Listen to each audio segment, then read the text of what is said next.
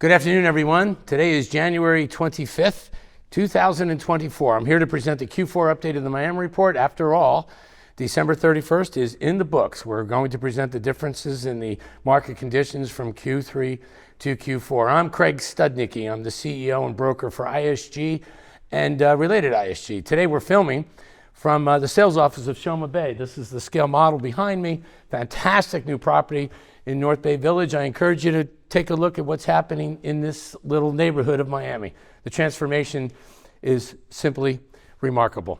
But with that said, let's get started with the results of Q4. The numbers from the U.S. Census Bureau have come in. So let's start with demand. Sometimes we start with supply. We're going to reverse it today. The U.S. Census Bureau broke out the four quadrants of the U.S. And you can see by this graphic, the South is clearly dominating. Last year, Texas surpassed Florida as the fastest growing state in the country. Florida was number 2. I suspect that over the rest of this decade anyway, Florida and Texas are going to be trading positions back and forth, because after all, they were the two big winners of Tax Reform 17 promoted by former President Donald Trump.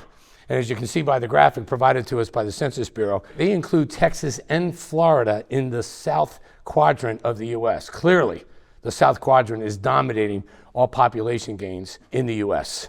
Number 3 last year was North Carolina by some 300 people a day. The gap between 1 and 2 and everyone else is indeed tremendous. In terms of the bottom 3, it's still New York, California, and Illinois. I think last year California was 50 and New York was 49. This year they traded positions. So California and New York may be going through the opposite competition that Florida and Texas are going through for the rest of this decade. But the 3 states that lost the largest amount of people last year were California, New York, and Illinois. No surprise that those are the 3 biggest feeder markets to Florida. In terms of the South Florida population growth, okay, we slipped from number 1 to number 2 by a couple hundred people a day. I'm offering this graphic to give all of you perspective on the sustained population growth of Florida since the turn of this century, since the year 2000. We've been growing at an average of over 800 people a day. The only time we saw any kind of a dip were in the years 2007, 8, 9, and 10, which was all because of the Great Recession of 2008. Yes, it had an effect on the amount of people that could move here. Money was tight. People stayed in place for the most part. But you can see how nicely we recovered.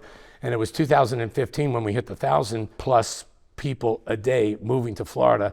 And now this more or less sustained itself right through 2023. I offer this because even though you may see Florida become number 2 behind Texas, and perhaps this year we pass Texas, this contest between Florida and Texas will remain. But the history of the population growth of Florida since 2000 is impressive, and therefore, in my opinion, very, very sustainable.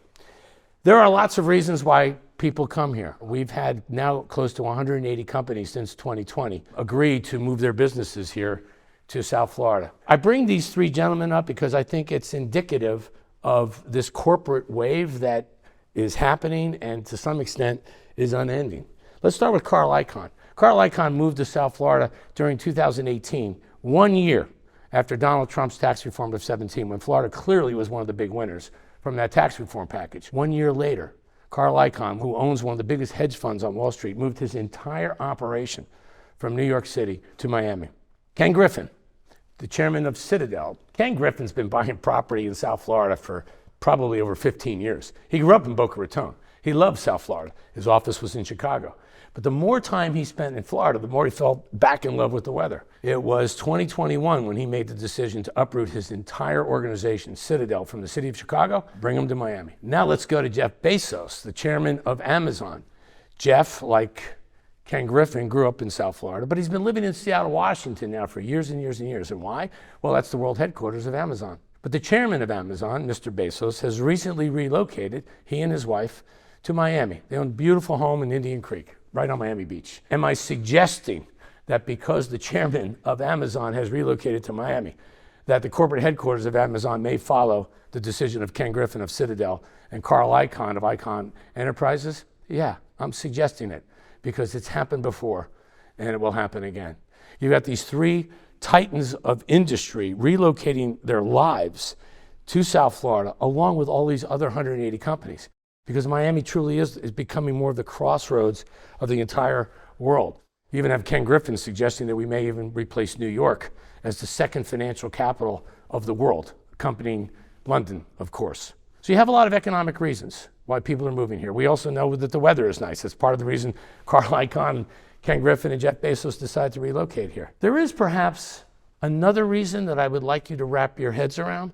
The longevity of Florida's population increase is real. And even before Tax Reform 17, individuals were moving here slowly but surely in some impressive numbers. I am borrowing from President John F. Kennedy a message that he gave to the world about the magic of the sea. Please take a listen. I really don't know why it is that all of us are so committed to the sea. I think it's because, in addition to the fact that the sea changes, and the light changes, and ships change, it's because we all came from the sea.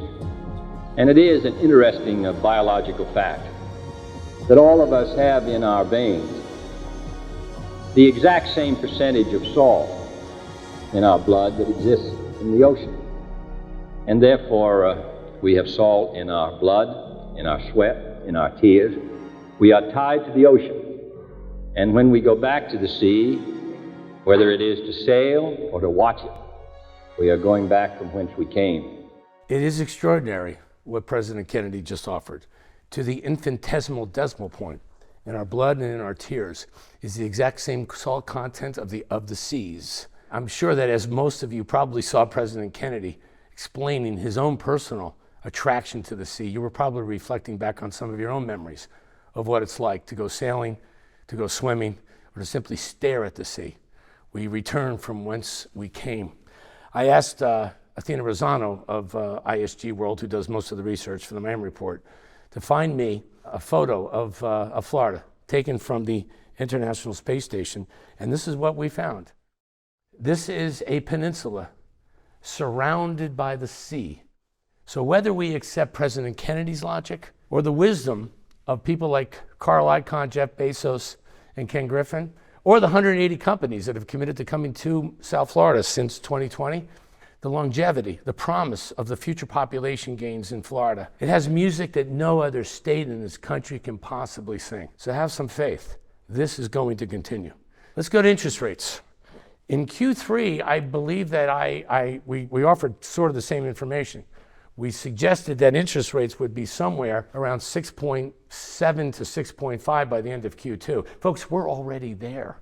Interest rates have dropped by some 50 basis points since September 30th. So we went back to the same sources, Fannie Mae and the Mortgage Bankers Association and Wells Fargo. We asked for their revised forecast on where mortgage rates are going. And you can see by the end of June of this year, they have them as low as 6.0. Yes, it is possible that by the end of this year, you're below 6% for 30-year fixed rate mortgages. Mortgage rates are going down. Mortgage rates are going down. We'll get into the effect of that will more than likely have on pricing in just a few minutes. But this is where interest rates are going. Interest rates went up, as we all know, because Jerome Powell needed to fight inflation. He believes he more or less has that under control. Now borrowing costs go down. Mortgages for your buyers, construction loans for developers. They're so anxious to break ground. Let's go to inventory now. Let's start with houses. You can see that the inventory at the end of Q4 of last year pretty much matches the inventory by the end of Q2. It didn't drop, it didn't rise. It looks like a pretty decent inventory of houses until you start peeling the onion, if you will. Here's what we've done. We broke them out in three different categories. We have an A house, a B house, and a C. I've reported on this in previous Miami reports. We thought we'd bring it back. An A house, it's 10 to 15 years old. It's on the water. It's on the Intracoastal. It's on the bay, some are on the ocean. A B house, it's just like the A's. It's just not on the water. And everything else we kind of classify as a C. We are pretty low levels of A houses. In the Tri-County area, Palm Beach, Fort Lauderdale, and Miami, there's only 173. Last year, the average price was $18 million, an actual resale. The B houses, well, there's not many of them either. There's just over 1,000 of them in the Tri-County area. Last year, they traded for an average of $7 million. Most of the inventory of single-family homes are in the C houses, and that's actually really, really good news because most of the people that are coming here, like I'll say 70%, they're comfortable paying $1 million, $1.5 million for a house. $7 million is a little high, $18 million is very high. So what we were able to get from the real estate industry, from the real estate market, is the amount of inventory for single-family homes that most of you really need, that most of the people that are coming here can afford to spend. That's a very, very healthy inventory number. I suspect that as mortgage rates continue to go down, you'll actually see more listings come into the market, more inventory, which we need, because sellers now believe they can start maximizing the profits that they see on their houses, and they're more than likely correct. Let's go to the appreciation rate. I think I showed this in Q3. The biggest appreciation rate we've ever had with single-family homes was between the year 2020 and 2021. People were moving here for reasons we well understand. It's the highest historic appreciation we've ever seen with single-family homes. However, last year wasn't so bad. The average house went up by 19%. It's pretty impressive when you consider what high mortgages were doing to presumably slow everything down. Didn't slow things down here in South Florida. Remember, this is probably the most active real estate market in the entire US. Condos. Here we saw much bigger relief in terms of inventory. We have more of it. Look at the difference between Q4 of 2022 and Q4 of 2023. Significant increase in condos. However, before we jump for joy with all that extra inventory, we started examining, we aged these condos. And here's what we discovered. Condos that are less than 10 years old, there's less than 1,000 of them. Most of them are in Miami-Dade County, not much in Broward, not much in Palm Beach. We have some that are less than 20 years old. Most of the increase that we saw in inventory, in fact, most of the condos that are on the market are 20 years plus. Now, this cuts two ways. The good news is the prices are very favorable. The other side of the coin, however, is, as all of you realtors know, condo associations now are under some tight scrutiny from mortgage lenders. They have to show proper reserve for replacements in their condominium association budgets. Many of the condos that are 20 years and older, they don't quite have their books and records totally up to speed. You know that when you resell a condo that's north of 20 years old, any condo, there's a questionnaire that we have to provide the condominium association for them to complete. The condos that are 20 years older and plus, they're having a hard time getting those questionnaires completed, and that's why condo sales in those older buildings are a bit slow. I've noticed that most of you are trading condos that are less than 10 years old. Your second choice are condos that are less than 20. That will more than likely continue. I encourage you to continue doing that because there's not a lot of inventory, particularly the stuff that's less than 10 years old. The ceilings inside the individual apartments are higher. The amenities are more modern. No wonder people are more attracted. And the condominium association's books and records are pretty much perfect, but there's not a lot of them. There's less than 1,000. Will we get more as interest rates continue to go down? Yes, but let's not ignore demand. Inventory goes up, and then more people move into South Florida, and I have a feeling it's going to be a zero-sum game this year. As it relates to prices, well, last year we saw the highest appreciation of condominium resale prices in the history of South Florida. The increase by an average of 22%. And what's incredibly impressive about that is the fact that mortgage rates were hovering between 7 and 8%, presumably slowing everything down. Well, it didn't slow down appreciation. And why?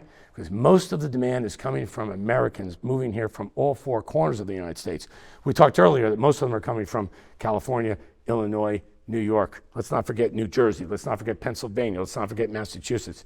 For that matter, every state in the country has somebody moving to South Florida last year. And yes, I know that that's going to continue this year.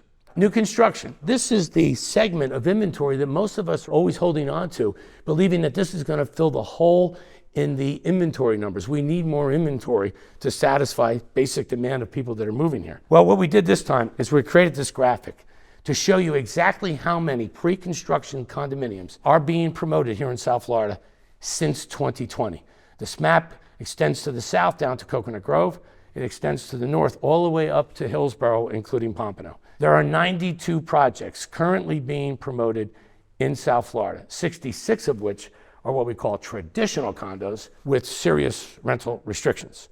The other 26 are these short-term rentals that are either being managed by, it's either a condo hotel or they have some Airbnb platform attached to it. Nevertheless, we put them under the umbrella of short-term rentals. We decided to take this map and make it a little easier on you. This next graphic shows where all the short-term rentals are. You can see that they're mostly clustered in what we call the downtown core, which is Brickell Avenue, downtown Miami, and Edgewater. There's not very many of them spread anywhere else in any other neighborhood here, as you can see by this graphic. The next one would be what I call the traditional condos, condominiums with strict rental policies. They're nicely distributed throughout most of South Florida. When you look at this map, you see a cluster in Bay Harbor, which has become a remarkably popular neighborhood. Fort Lauderdale, which is has always been popular, and with Goldman Sachs opening up a regional office there last year, it's only gaining more popularity. And of course, a lot of you are hearing about the resurgence of Pompano, deservedly so. The government of Pompano, the city of Pompano, has spent some money on the infrastructure, beautifying the streets, upgrading restaurants. It's actually quite a nice little neighborhood. I encourage you to go check it out, because it's not the Pompano that we once knew. Nevertheless, these are 66 traditional condos currently being promoted from Coconut Grove all the way up to Hillsborough. Now on this next slide, we're breaking out the price points of these 66 buildings. We have noticed that most Latin American buyers that were purchasing resale inventory last year were purchasing between $500,000 to $1.5. I just described 90% of sales from Latin America in the year 2023. So all we did was break out how many of the new construction traditional condos are priced between $500,000 and $1.5 million. There's only 9. 57 of them are $1.5 million and up. I'm encouraging developers that are watching this to pay attention to this. The more traditional condos we can create, selling between $500,000 to $1.5, maybe $2 million, there's a big demand for that, big demand. And when we can't satisfy a pre-construction buyer that's in that price point, it's not that they don't buy in Florida. They just don't buy in Miami. They go to Orlando. So please, real estate developers, please pay attention to this. There is a price sensitivity, particularly in Latin America, given the strength of the US dollar when you're talking about exchanging currencies. I know you understand. The next slide basically shows, now we're getting into deliveries. Of the 92 projects that are currently being promoted in South Florida, there are 18 that are actually going vertical. 18. 13 are traditional condos and 5 are what we call the short-term rentals. The other 74 have been waiting. Waiting for what? Waiting for 2 things. They've been waiting for construction costs to become more predictable, and now they are. Concrete, glass, and steel is in plenty supply, and now developers know what it will cost. Borrowing cost, that's what they've been waiting for. They've been waiting for interest rates to come down. Mortgage rates are coming down this year. Most developers that I speak to believe that the borrowing cost for a construction loan should drop by 75 basis points this year and maybe a full 100 basis points next year. That's 1.75% from where construction costs are now. That makes construction loans very doable in 2024. So it is my hope for you, for me, for everyone, that the 74 projects that have sold very well but have not yet gone vertical, in fact, do start to go vertical in 2024 going into 2025. From there, all we have to do is add time. How long will it take to finish these buildings so we can add this much needed inventory to the supply chain of residential real estate that we need here in South Florida? Well, we got some help a couple of weeks ago from Brickell Magazine. Brickell Magazine. They created a graphic that shows what the skyline of Brickell and downtown Miami could look like by the year 2030, assuming all of these buildings get built. Take a look at this. All we have to do is be patient and wait for 2030. Beautiful graphic, huh? Shows just how the potential of what this magnificent skyline could look like. Hong Kong's gonna have to take a back seat to the Miami skyline, don't you think?